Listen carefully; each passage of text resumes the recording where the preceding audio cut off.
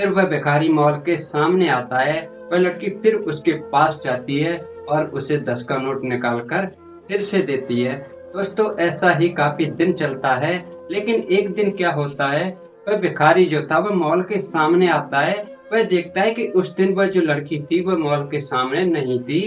तभी वह थोड़ी देर इंतज़ार भी करता है, लेकिन वह भिखारी जो था वह देखता है कि वो लड़की वहाँ नहीं आती और वह वहाँ से चला जाता है।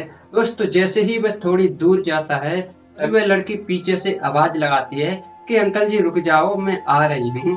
दोस्तों वह लड़की जाती है, उसे 10 का नोट निकाल कर जैसे ही देखती है तो वो भिखारी जो था वह देखता है कि उस लड़की की आँखों में आँसू भरे थे। दोस्तों तभी वह भिखारी जो था वह उससे पूछता है कि बुआ आज तुम रो क्यों रही हो? तभी वह लड़की जो थी वह भिखारी से बताती है कि मैं इसलिए रो रही हूँ, मेरे रोने का कारण सिर्फ आप हो और मुझे इस उलझन से सिर्फ आप ही बाहर निकाल सकते हो। दोस्तों जब यह बात वह भिखारी सुनता है, कहीं न कहीं वो चौंक जाता है। उसके कुछ समझ में नहीं आ रहा था कि आखिर ये अनजान लड़की मुझसे ऐसी बातें क्यों कर रही है? क्या है इसका मामला? दोस्तों आखिर वो लड़की उसके साथ ऐसी बातें क्यों कर रही थी? क्या थी पूरी कहानी? आइए इस वीडियो के माध्यम से जानते हैं। जब तक आपसे एक ही रिक्वेस्ट, प्लीज़ हमारे चैनल को सब्सक्राइब करें ताकि मेरा हौसला बढ़ता रहे और मैं ऐसी वीडियो आपके लिए लाता रहूं।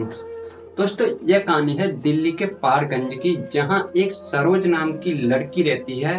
वह मॉल में काम करती है। तभी वह देखती है कि मॉल के बाहर एक भिखारी खड़ा होता है। दोस्तों वह लड़की जो थी जैसे ही भिखारी को देखती है, उसकी उम्मीदें जो थी वह और कहीं ना कहीं बढ़ जाती हैं। तभी वह भागकर जाती है और उस भिखारी को 10 का नोट निकाल कर देती है। दोस्तों वह जो भिखारी था पैसे लेकर वहां से चला जाता है। अगले दिन जैसे ही भिखारी फिर आता है तो वह लड़की उसे वहां अंदर नहीं बल्कि गेट के बाहर खड़ी मिली थी।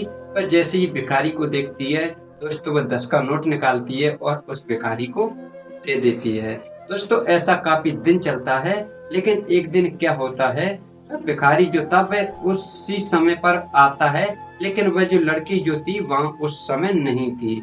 जैसे ही वो भिखारी देखता है कि आज वो लड़की यहाँ नहीं है, लगता है किसी काम की वजह से बाहर गई होगी, इसलिए आज शायद आई नहीं है। दोस्तों यह सोचकर वह भिखारी वहां से थोड़ा आगे जाता है। तभी पीछे से आवाज आती है, अंकल जी रुक जाइए। तभी वह लड़की भागकर जाती है और उसे 10 का नोट देती है। दोस्तों वह भिखारी पहले तो उसे पूछता है कि यहाँ पर मुझे कोई पैसे नहीं देता, बेटी सिर्फ तुम ही मुझे पैसे क्यों देती हो? तभी वह गौर से देखता है तो उस लड़की की आंखों में आंसू भरे थे।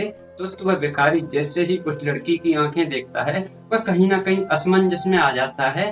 वह चौंक जाता है कि आखिर ये लड़की आज रो क्यों रही है।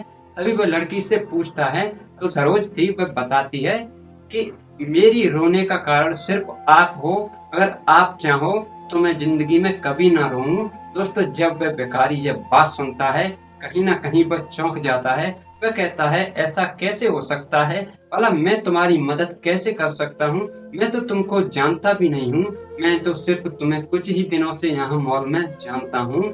मेरी मुलाकात तुमसे यहीं कुछ ही दिनों पहले हुई है, भला मैं तुम्हारी मदद कैसे कर सकता हूँ? तभी वह लड़की कहती है कि मेरी मदद सिर्फ तुम ही कर सकते हो, क्योंकि जिस लड़के ने मेरे साथ ये सब कुछ किया है उसे सिर्फ आप जानते हो और कोई नहीं जानता। तभी वह लड़का जो था वह उस लड़की से पूछता है आखिर तुम किस लड़की की बात कर रही हो? तभी वह लड़की जो थी वह बताती है कि तुम जहाँ रहते थे वहीं तुम्हारे साथ में ही वह लड़का रहता था। तभी वह भिखारी जो था वह उससे पूछता है तुम किसकी बातें कर रही हो? तभी वह लड़की बताती है कि मैं तुम्हारे साथ में रहने वाले उस लड़के जिसका नाम मंगल है, मैं उसकी बात कर रही हूँ। तभी वह लड़का जो भिखारी था वह चौंक जाता है। वह सोचता है कि आखिर ये मंगल को कैसे जानती है। तभी वह उससे पूछता है कि आखिर मंगल ने तुम्हारे साथ क्या किया। तभी दोस्तों वह लड़की जो थी एक ऐसी कहानी बताती है जिसे देखकर उस भिखारी के पैरों तले भी जमीन खिसक जाती है। दोस्तों तब होता क्या है कि आज से करीब 1 डेढ़ साल पहले की बात थी। तभी ये मंगल और ये जो भिखारी था, इसका नाम राज था, ये दोनों एक कमरे के किराए पर दिल्ली में रहा करते थे। उसी के पास ही में जो ये सरोज है वही भी वहीं रहा करती थी। दोस्तों होता क्या है कि ये सरोज थी कहीं ना कहीं मंगल के प्यार में पड़ जाती है।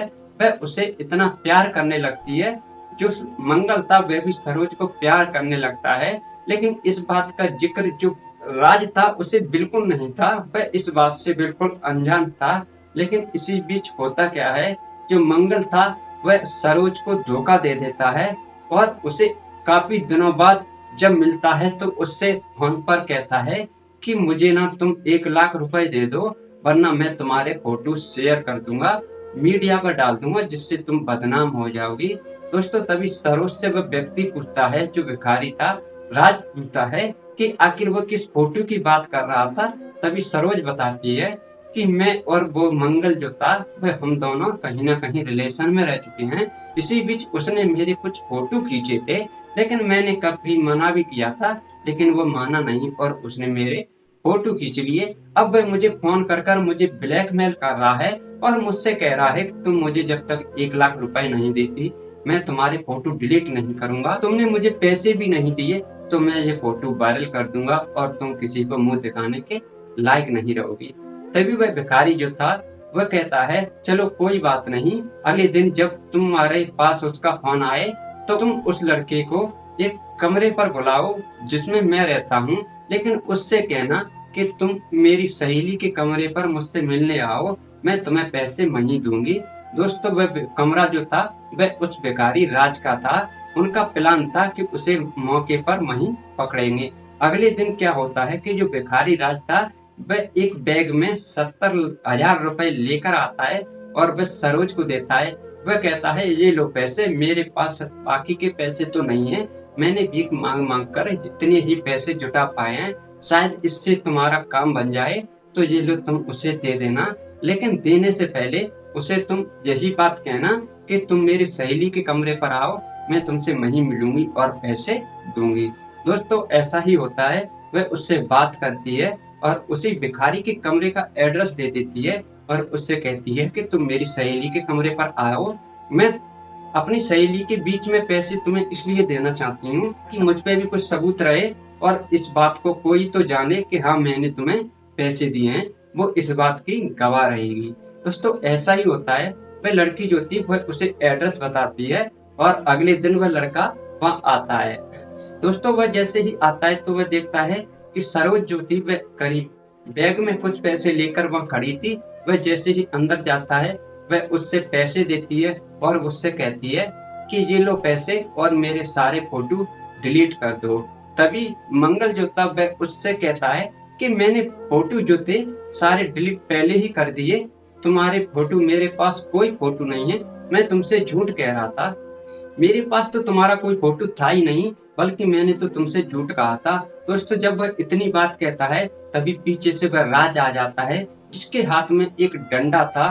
दोस्तों वह जैसे ही मंगल उसके हाथ में डंडा देखता है, वह जैसे ही राज को देखता है वह चौंक जाता है। तभी राज उससे कहता है कि ये हमारी प्लान था, हमने तुम्हें यहाँ बहाने से बुलाया है, ये किसी का कमरा नहीं है, बल्कि यह तो मेरा कमरा है।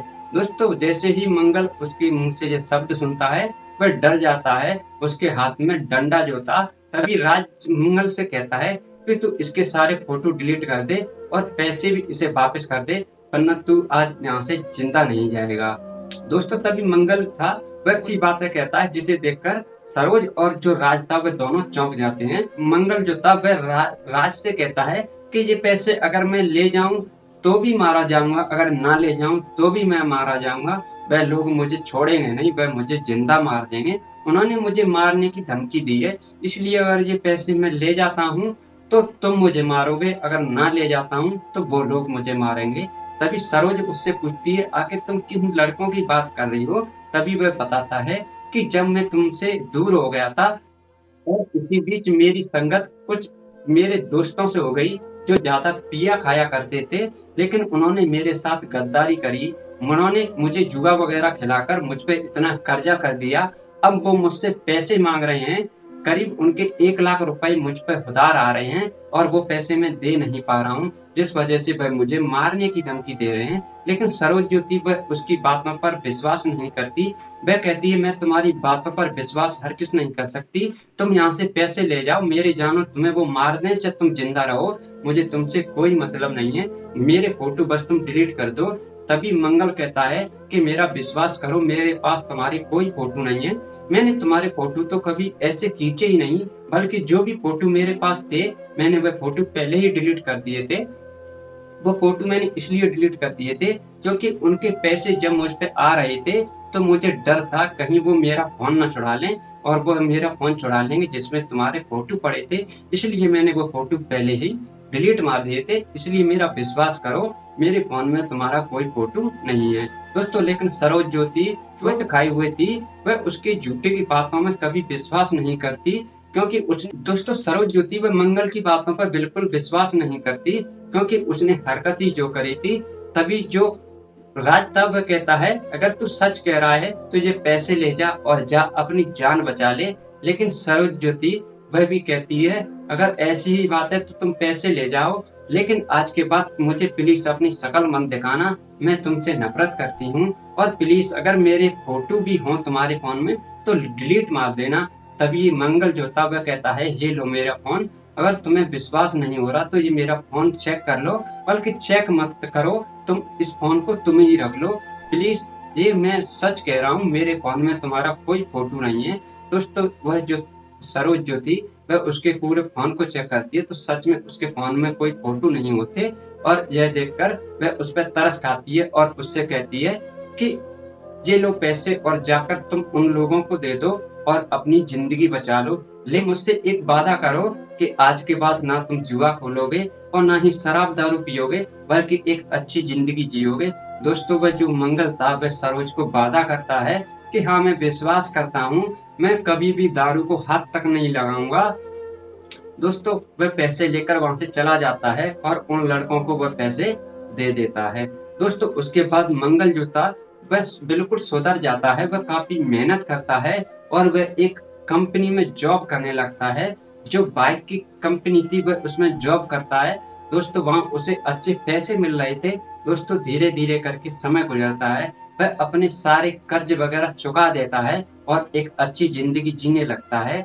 कुछ समय बाद सरोज जो थी, मंगल जो था, वह एक बार फिर से एक दोस्तों वह जैसे ही मॉल में मिलते हैं एक दूसरे को देखते रह जाते हैं, क्योंकि जो मंगल था वह पूरी तरह से बदल चुका था। वह लग नहीं रहा था कि शायद वह इतना बदल जाएगा। दोस्तों, सरोज उसे जैसे ही देखती है वह कहती है, सच में तुमने मुझसे जो वादा किया था वह पूरा किया है, लेकिन आज मैं तुमसे फिर एक वादा करती हूँ। दोस्तों, तभी वह सरोज उससे कहती है, अगर तुम सच में सुधर गए हो, मुझे सच में विश्वास है कि हाँ तुम सुधर गए हो, तो मैं तुम्हें फिर से एक मौका देती हूँ। तुम शायद चाहो तो मुझसे शादी कर सकते हो। दोस्तों, मंगल जैसे ही यह शब्द सुनता है वह इतने उसकी खुशी का कोई ठिकाना नहीं रहता। वह कहीं ना कहीं अपने आप को संवार नहीं पाता। वह बहुत ही खुशी में पागल सा हो जाता है। दोस्तों, कुछ समय बाद वो दोनों एक दूसरे से शादी करते हैं और दोनों हंसी खुशी रहते हैं। दोस्तों, सरोजजीत उसकी फैमिली में भी कोई नहीं था। दोस्तों, जो राज था और जो मंगल था वह दोनों एक दूसरे के दोस्त थे। इसी बीच उन दोनों की दोस्ती हुई थी कुछ समय पहले, और इस कारण वो तीनों आज साथ साथ रहते हैं। दोस्तों, वह तीनों खुशी खुशी जीवन व्यतीत कर रहे हैं। यह थी सरोज की और मंगल की कहानी। आपको कैसी लगी ये कमेंट करके जरूर बताएं। दोस्तों, जरा सी भी अच्छी लगी हो तो चैनल को सब्सक्राइब करें और वीडियो को लाइक करें, ताकि हमारा हौसला बढ़ता रहे और ऐसी ही वीडियो में लाता रहूं। दोस्तों, अब हम आपसे विदा लेते हैं और फिर मिलते हैं ऐसी एक और सच्ची घटना के साथ। दोस्तों, यह कहानी जो है यह किसी के दिल दुखाने के उद्देश्य से नहीं, बल्कि आप लोगों को सतर्क और जागरूक रहने के उद्देश्य से बनाई गई है। अब हम आपसे विदा लेते हैं और फिर मिलते हैं। तब तक आप अपना और अपने परिवार का ख्याल रखें, स्वस्थ रहें, तंदुरुस्त रहें। जय हिंद, जय भारत।